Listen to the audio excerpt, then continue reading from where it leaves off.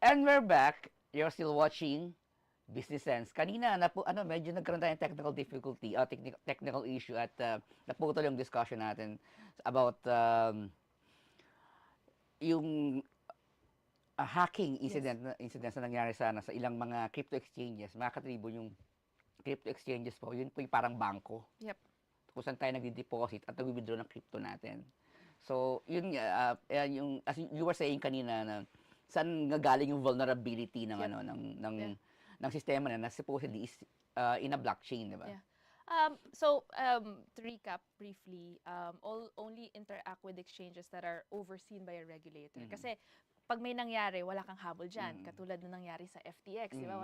May mga users tayo dito sa Pilipinas na wala silang nahabol. So you want to remove that. Secondly, kasi hindi natin may iwasan. Minsan, some users probably might be vulnerable to phishing attacks, right? So hindi naman, kasi it's permissionless, So hindi natin masa-stop in terms of deposits and withdrawals from crypto.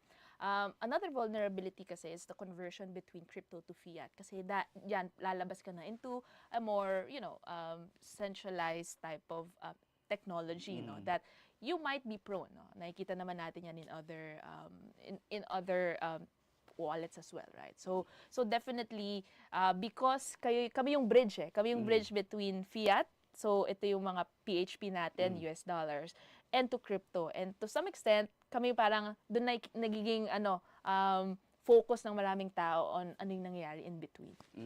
So ngayon balikan na natin yung topic natin kung bakit tayo narito, yung crypto remittances. Remittances sa Pilipinas is very, very big. In fact, malaki ang almost more than 10% ang contribution ng remittances sa ating GDP. If I'm not mistaken, almost $33 billion ang remittances last year. And of course, when you transfer that huge amount of money, merong cost yan and merong mga issues dyan. And one of the proponents, even before pa ng cryptocurrency advocates, is yung crypto remittance. Nasabi nila mas mapapabilis yung transfer ng money, at the same time mas cheaper. Yes. So, can you explain to us what is crypto remittance and how does cryptocurrency impact the remittance sector ng Pilipinas, or hindi lang sa Pilipinas kundi yung buong industry na? Yeah. So, Sir Komfie, ito medyo malapit sa puso ko to kasi my family is also. Actually, lahat tayo, we know a family member na OFW, right? So, ito yung parang malaki, and I can also feel this as well. So, remittances is to some extent what keeps a family like up and di ba? You can every month may breadwinner tayo abroad. So how does crypto remittance work? So basically, you're using crypto rail, so blockchain, to transfer money. And one of the advantages of using a crypto rail or a blockchain to transfer money is two things. It's instant, and it's way cheaper than usual channels, no? So hindi ka na magsasayang ng oras pumila. Hindi ka na rin magsasayang ng oras mag-intay 3 days, 4 days, 5 days, and then hindi ka pa malulugi sa exchange rate. Kasi minsan makikita mo 2 pesos, nag-usap tayo kanina, Sir Komfie, no, before this. So minsan 2 pesos yung exchange rate, yung difference, kasi wala ka nang magagawa Kasi gusto mong mapadala sa pamilya mo, wala ka nang ways para mapadala sa pamilya mo. But using crypto, you will be able to send it fast. So 24/7 yan. And cheaper. I will just highlight how it works on our exchange. So Coins.ph, we have stable coins available in our exchange. It's one of the cheapest and tightest spread in the market. So basically, you can see USDT, which is the USDT, and USDC, which is a digital equivalent of $1. So for example, OFW ka sa Amerika, magpalit mo lang yung US dollar mo to USDC, and then kunin mo lang yung receiving wallet address ng family mo. So may Coins wallet ka, kunin mo lang yung USDC receiving address, padala mo doon, mako-convert na yun instantly into US dollar, and then decide ka kung gusto mo i-convert agad to peso.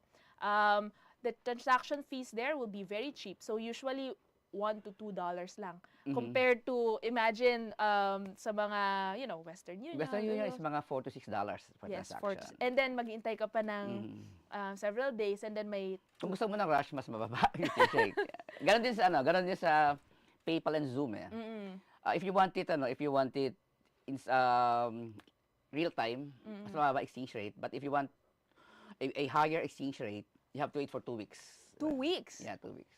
At least yun ang experience ko before Yeah, 2 weeks is quite long for a family that yeah. waits for. So kami, so USDT or USDC, actually we have a promo right now that you can, as a reward, no, you'll get 5% per annum rewards on your USDC holding. So para kang may, you get 5% of your USDC on an annualized basis. So yun yung nakikita naming big use case ng crypto. Not just US dollar, but we're seeing Dubai. So meron na kaming we're having discussions with a partner in Dubai, Singapore, Hong Kong.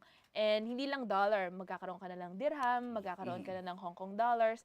And that's just on the stable coin. Kung gusto medyo komportable ka sa other assets, no, Bitcoin or Ethereum, convert mo yung pera mo into Bitcoin and Ethereum, and matatanggap yun ng loved one mo dito sa family mo dito sa Philippines, and convert that into peso. Yung pagtanggap madali kasi basta yung mga kunin lang yung address. Yes. Sabihin you have to download yung coins.ph or Yes. whatever exchange, crypto exchange na komportable kang app na komportable kang i-download. Yes. So kunin mo lang yun. Yung recipient sa Pilipinas. Pero halimbawa, using your example, nasa Amerika ako and gusto ko magpadala sa Pilipinas, anong gagawin ko para makapagpadala ako ng pera using cryptocurrency remittance platform? Yeah. Actually, US or Saudi or... Yeah. Two things. So, mahilig ako sa two things. So actually, isa is we're expanding in different countries. So we're going to Europe, we're going to Latin America, we're going to Australia, we're also going to Africa. And you will be able to download natively Coins app there. So that's one.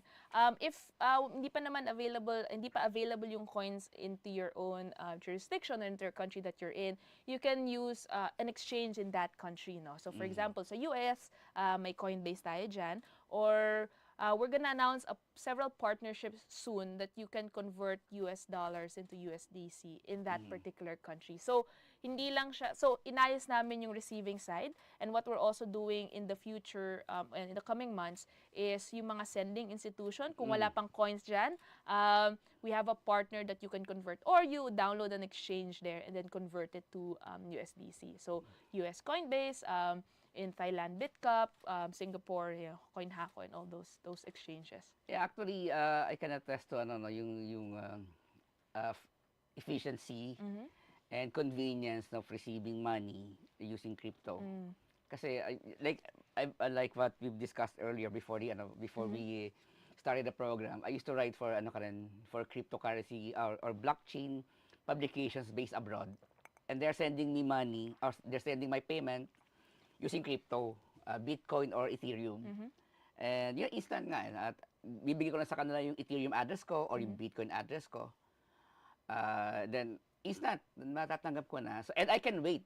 Pwede ako maghintay ng mas mataas na conversion. bago i-convert sa peso or sa dollar, di ba? So, yun. Speaking from experience. So, yan, convenient naman talaga nga yung crypto remittance. So, follow-up question, are crypto remittance safe, and how will sabi nila crypto remittance daw will be the game changer sa remittance sector. Yeah. So how is that? Because if you think about it, if you save 5-10% ng cost, kasi on average when I think ADB or World Bank released a study that crypto remittances between 6 to 10% cost to send money back. So imagine if you give them savings of, that percent. Yeah, it's cheap, right? And it's instant. Yung 10% ay madadagdagan ng mapupunta sa pocket ng pamilya na magre-receive. So and that's more money for sa education ng mga bata, etc. So I think that will be a game changer because it gives money back to our kapamilya, like our OFW families. Is that the exact savings if you use crypto remittance, 10% savings You can cut sa it cost? down to 1 to 2%. Actually, you can even lower than 1% in terms of the cost, overall cost, right? It can even go down as like 50 bips or 50 bips, 0.5%. Kasi it's depending on the chain. So I don't want to go into the specifics, but depending on the chain that you pick, may mga chain na parang 2-3 pesos just to the gas fees. Yun lang naman kasi yung variable dyan. So yeah, I think if you can, whatever money they saved on sending back, it gives more money into the pockets of their families. So is it safe? The question is, I think it all depends on how you interact with, again, the platforms, but definitely the wallet address will just be the same wallet address every single time. As long as you interact on both sides with platforms that are safe. Wag ka lang mag-click. Ano naman, minsan kasi yung mga quote-unquote safe, it depends on it's to some extent human error rin minsan na parang may nakiklik tayo na hindi dapat, or it's vulnerable rin siya kasi to human, error. But at the end of the day, our job at Coins is to make sure that your transactions are safe and secure, and we've made sure that our users are always, like, we're all up 24/7, and our users are safe, and our customers' funds are safe, and as part of the things that we've promised to BSP as well, our regulator. So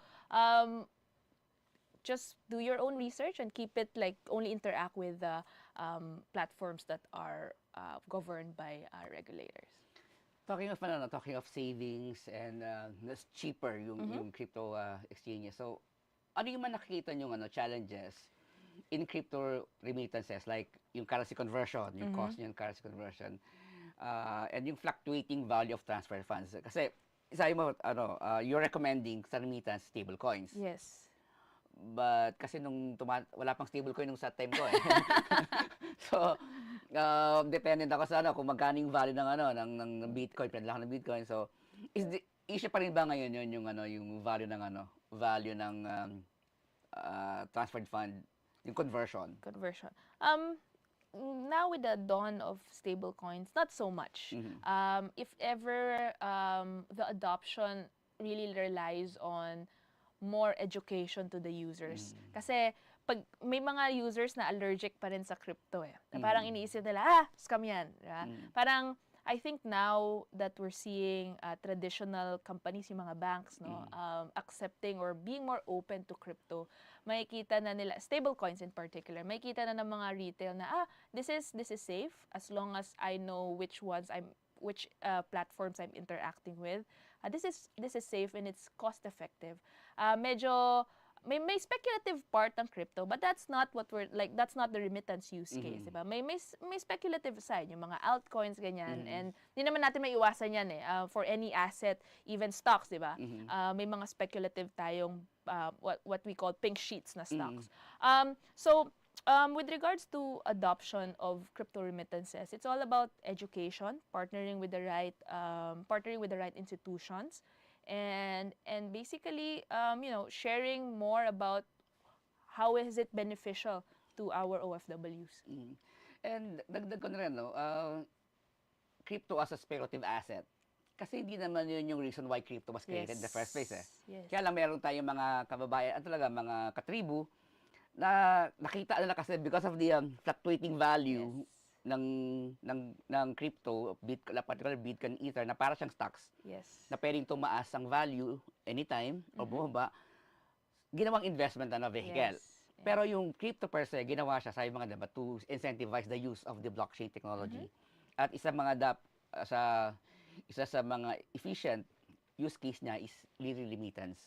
And siguro exchange of value, bibili ako in fact may mga properties or mga developers na they accept payment ng kanilang mga property na binibenta in crypto. Diba? So yun yung use case talaga. The crypto was created especially for those use cases, not for speculative investments. Yes.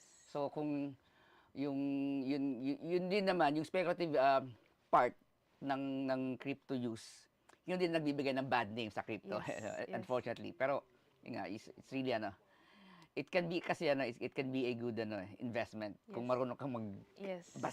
Anyways, so, is there an issue about the cost of transfer, yung savings? Yep. Can you dwell on that more? Yeah, I think on the Can you provide, say, a transfer, a comparative analysis? Say, I would transfer $1,000 from, say, from the US or from Dubai to the Philippines. I know for a fact na kung sa mga Western Union na, abuti ka ng mga $6 and $8. But if you use crypto remittance, magkano yung cost niyan? If you use a cheap network, right? Maybe Solana, Arbitrum, your cost can be only as low as less than $1, right? If you use an expensive chain, Ethereum, it can go high. Kasi depende yan sa gas fees of the network. But yung dollar na makukuha mo, kung you have 1,000 USDC, you'll receive 1,000 USDC. So that transfer, we don't, like that USDC to USDC transfer, we don't charge. Now, you can also decide at what point you exchange it to peso. Unlike in like Western Union, you take it or leave it, right? So, gusto mo nang within 2 days, mababa yung exchange rate. Gusto mo nang mataas ang exchange rate, maghintay ka ng 2 weeks. For us, you can set it. Na, for example, may mga friends ako na, they only sell if the dollar is like 55. Pag pumalo ng 55, automatic na yun. We call it, you can program it sa exchange namin. I will sell when dollar hits 55. So, doon ka lang magbibenta. Or, if gusto mo naman instant, you can just sell it right away. So, kung ano yung exchange, I think we're about, you could just look at our USDC, USDT rates to peso. It's about, 5 to 10 bips, give or take. And isa pa, say if you're using PayPal, Zoom, or even Western Union, if you want to receive, say you said $1,000, and if you want the recipient to receive dollars then, mas mababa yung exchange rate nun. Pero kung if you will, the recipient will receive in peso, mas mataas ang konti ang exchange rate. So yun yung weakness nung mga ibang system, traditional. Yeah. So next question is, are Filipinos already adopting crypto remittance? So do you have a data on how many Filipinos are using crypto to send money in the Philippines? And how many, and if you have a data on how many Filipinos are using the platform for crypto remittances. But before you answer that, we will pause for a short break.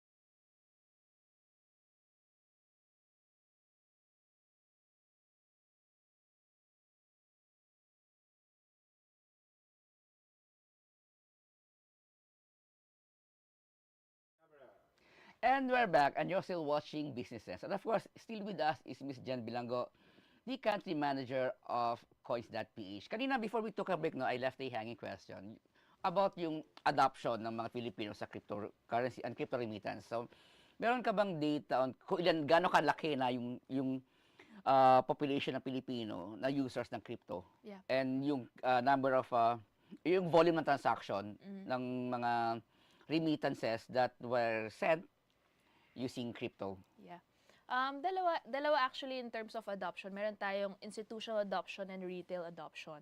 So actually yung institutional adoption of using crypto for cross-border payments or remittance, that's been used since 2019. No? We were one of the first exchange to facilitate.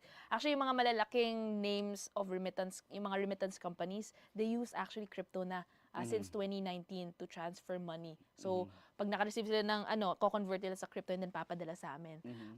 Ngayon, actually now, what's happening is we're giving the power back to the users, to the retail users, so they can do it on their own, right? So hindi na sila ma-charge ng same fees, mas mura na. So in terms of adoption, recently it's more on the retail users, right? So meaning you're seeing, the regular ones and want us to use crypto to send money back. In terms of the numbers, I think I was just in a meeting a couple of months ago with Fintech Alliance, si Lito Villanueva, and sabi niya, the governor said that, speculative lang to, but maybe around 10% of the remittances are being sent via crypto. No? So, and that's growing. 3.3 billion. Thereabouts, yes. So, dollars. So that I think is growing because a lot of institutional companies are adopting crypto. Banks as well, no? So they see it as a very efficient way of moving their treasury, and users as well, no, are becoming more aware about crypto. Yeah. How about yung number of Filipinos that are using crypto? Ilan ang user nyo? Well, our users are a combination of fiat and crypto. So we have about 18 million downloads, and that's within our 10-year 10-year existence. In terms of crypto, there are several numbers being thrown around. Kasi you can look at MetaMask data. You can look. So I would say about roughly 5 to 10 million are using crypto. Malaki lang. Almost 10% of the population are using crypto. Maybe even more soon, hopefully. Hopefully.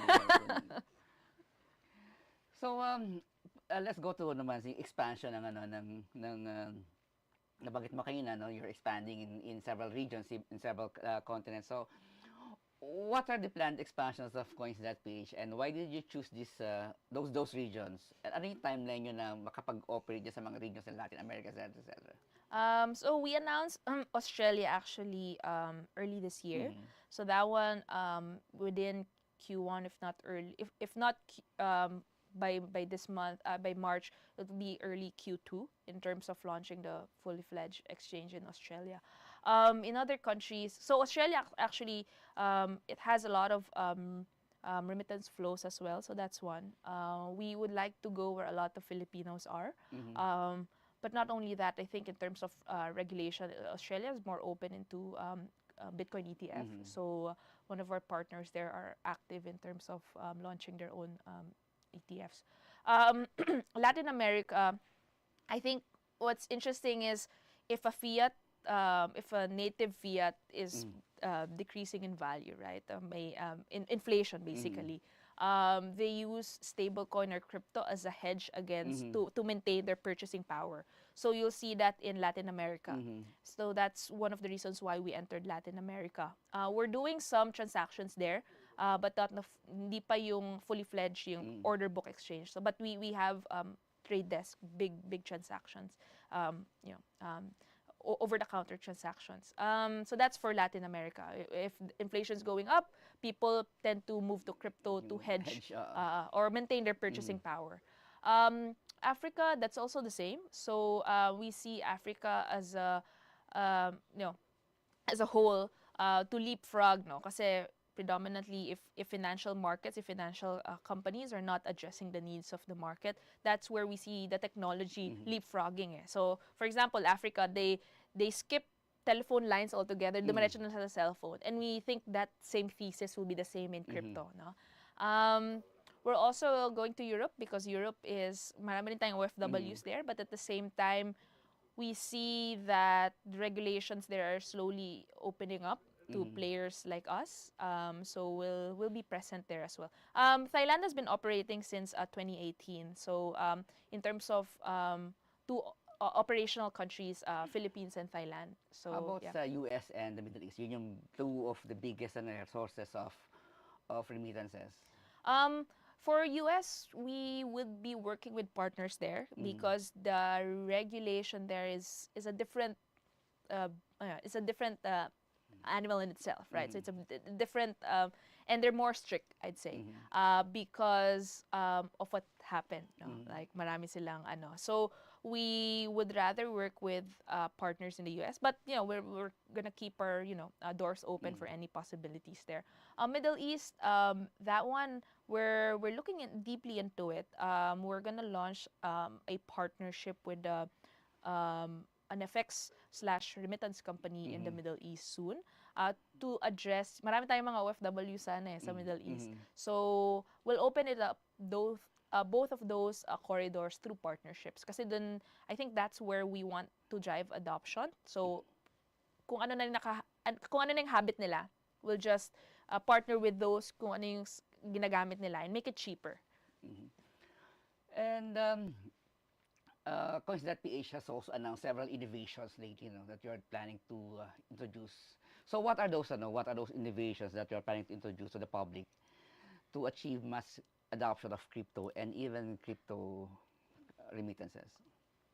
I think several things. So we've launched Web3, our Coins Arcade. So actually, we see gaming as something that's very relevant here in the Philippines. Marami tayong mga gaming Pinoys.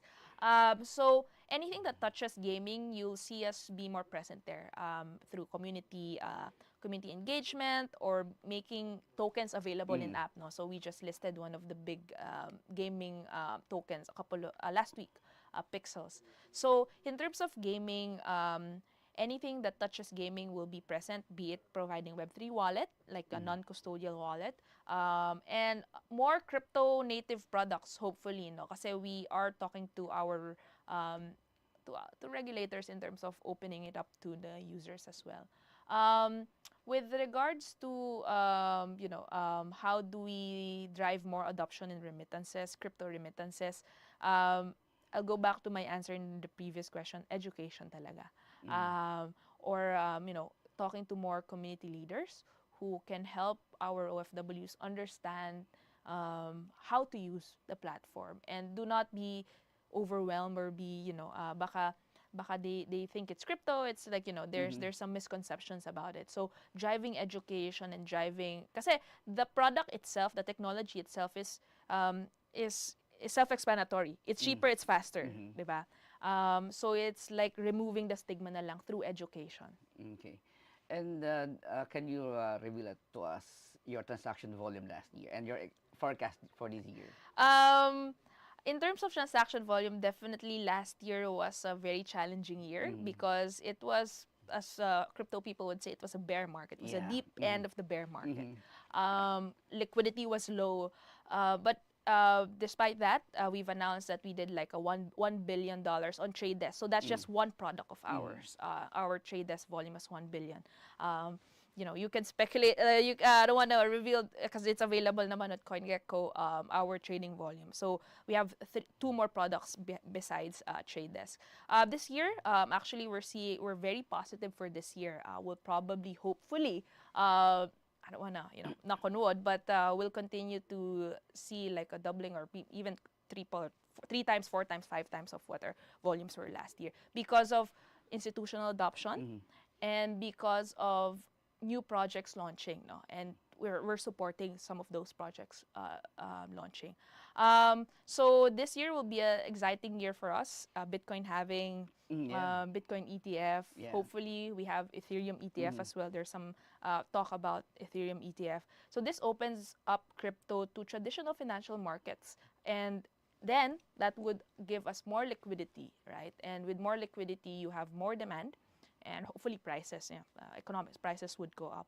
So this year will be a very big year, and couple that with our expansion and new products that we have. So thank you very much, Miss Jen. So any parting words for our Katrib? So actually, download Coins if you haven't already.